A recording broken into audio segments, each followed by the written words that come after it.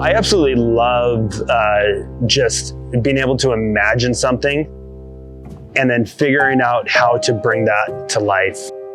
One thing that we've learned the hard way is that the only way through something is through. Charmed is a storybook experience that you can both stay and play at.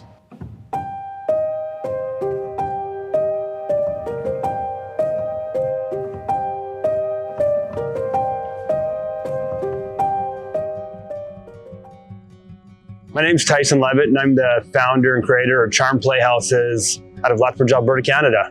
When I first started my company, we only had a couple of people. I pulled a couple of workers from my landscaping company to help me with the playhouse. So at that time, really, we only had, I don't know, probably 5 or 6 people. Now we're close to around 30 people that work within our company building playhouses full time. Our slogan is "We build your imagination." So we'll actually interview people who are interested in a playhouse, and we'll kind of find out what they're about, what interests them, and we'll create a concept based off of what they're telling us. And that's how each playhouse is really conceived. Choosing the themes for the houses is probably one of the funnest things that we get to do. We have some sort of connection to every story that we choose, and it's usually something that Tyson or I or someone on the team really, really loved as a kid. Each cottage is completely designed from scratch. Everything is custom. We like to take the original stories for what we're building and then pick out little details from the book. You can see little hints of parts of the book throughout every single cottage, and that makes each one really individual because the story, that specific story, is told through all sorts of symbols throughout each cottage. My personal interests and experiences really is what formed this whole company. My first playhouse, my dad built for me. Before I was even born. He built it probably for my siblings more, which was just kind of like this lean-to out of scrap wood that we found in the yard. But I grew up really with like creative parents who went out, and when they needed to do something, they would figure out how to do it. And so that all translated into what I do today because I'm quite a creative person. I love beautiful architecture. I love carpentry, and I love when stuff is done with precision and really to the next level. I try to incorporate that into each one of my builds, that it has that shock and awe when people see it. So I came across Maxiwa from a friend of mine who was using the product. We didn't have a sliding table saw at that time. So that was pretty exciting when we bought our first saw. I mean, the biggest thing that I love about the Maxiwa saw is how easy it is to change the different positions when you're cutting repetitive cuts, or when you need to obviously get a big sheet on here and to get it all squared up and get it ready for a cut. But like, it's just a saw that works when you need it to work, right? It's a beautiful piece to have within your workshop. It is probably the tool that we use the most. When visitors first see our resort, it's actually one of the best moments to be there to witness, because the kids are always really excited. They run in, but it's really, really cool to see how excited the adults are to see the resort for the first time. It kind of brings out that childlike wonder doesn't matter how old you are. We get to see everybody be just as excited and feel like a kid again as soon as they walk into the resort and see where they're about to stay.